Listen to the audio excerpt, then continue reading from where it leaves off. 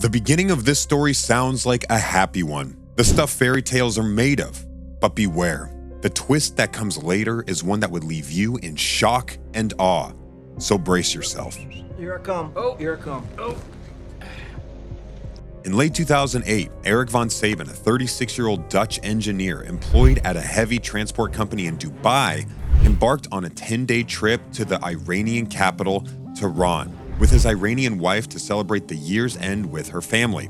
Sounds normal, right? Nothing suspicious. Besides, Erik was known for his adventurous spirit and the fact that he loved to travel and be with family, so it made sense. However, just one day into the visit, Erik began to panic.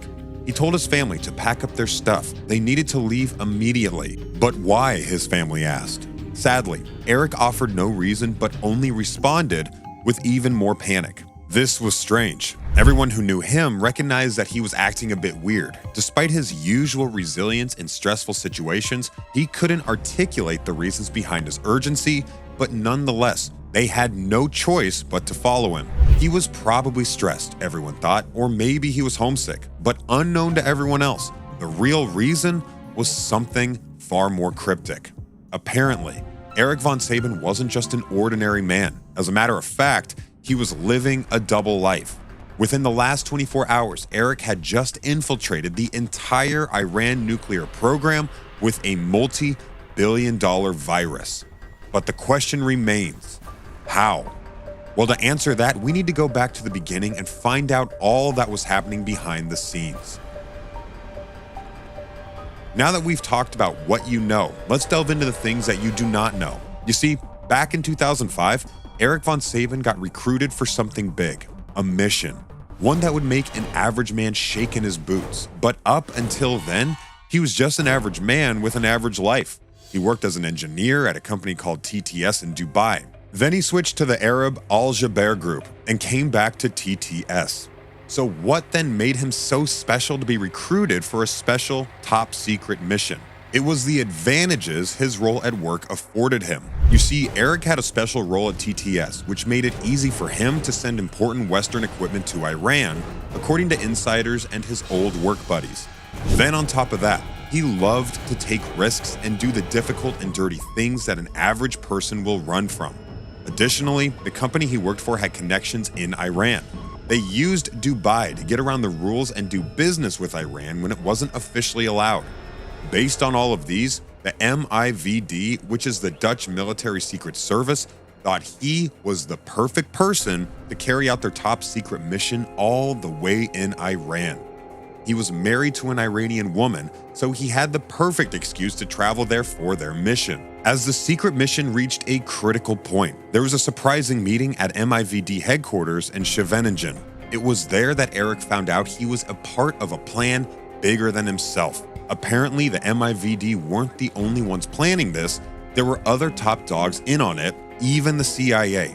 In the meeting, he met a man called Michael Hayden, the mysterious CIA director behind the operation. This operation was nicknamed Operation Stuxnet in the US. During the meeting, Hayden briefed Erik on what he was supposed to do.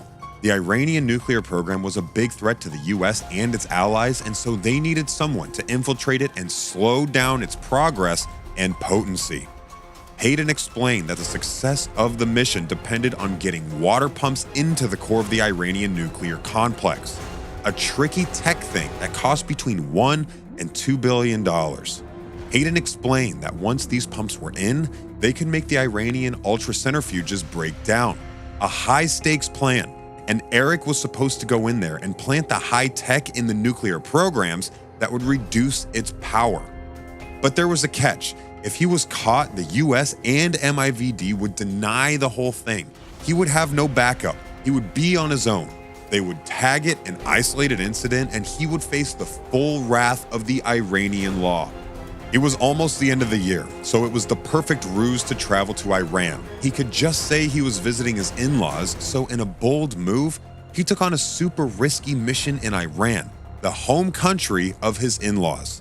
This daring engineer sneaked into the heavily guarded nuclear complex in Natanz, about 300 kilometers south of Tehran, back in 2007 to set up equipment that dealt a heavy blow to Iran's nuclear weapons program. This secret operation was a joint effort with the American CIA and the Israeli Mossad, and it followed years of careful planning. Against the odds, the Dutch engineer pulled off his mission. Close to 1,000 ultracentrifuges, crucial for enriching uranium, went kaput. This setback meant Iran's nuclear weapons program got delayed by a good number of years. With that, he was done. Now, he had to leave the country and go back home. If he was caught, it would be the end for him. This was why he went on that trip with his family in the first place, and why he was so eager to leave after 24 hours in Iran. However, you would think that on getting back home in Dubai after a successful mission, he'd be safe, right? Wrong. Just 2 weeks after mysteriously leaving Iran, von Sabben's story takes a tragic turn. In Sharjah, near Dubai, on January 16, 2009, he met with a fatal accident. While riding his motorcycle, he lost control, flipped over, and broke his neck. The man, who had played a pivotal role in the covert mission, met an untimely end in a shocking twist of fate. After all of these, it took a whole year and a half for Iran to catch wind of the fact that their nuclear programs have been infiltrated. And when it was discovered, they went crazy. Who could have done such a thing? How was it even done? It made headlines worldwide. A new high-tech weapon called Stuxnet seems to have dealt a blow to Iran's nuclear weapons program.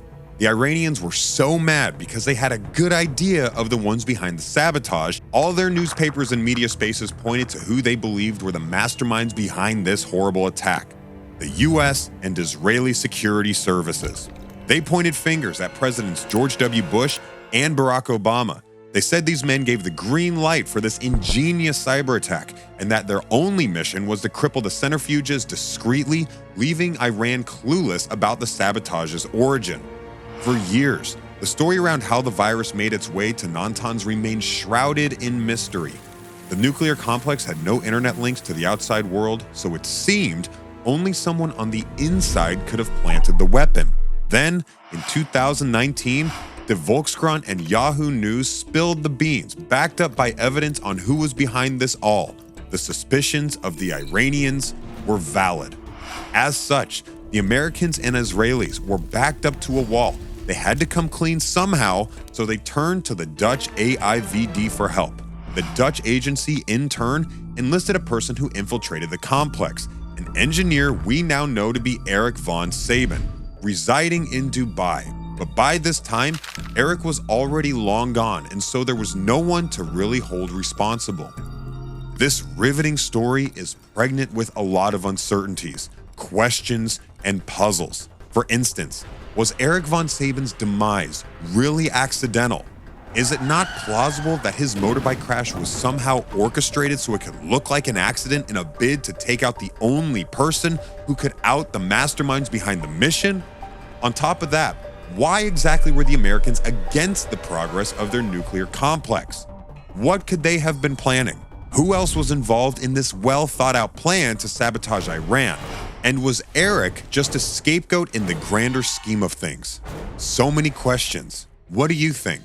Let us know in the comments, and see you in the next video.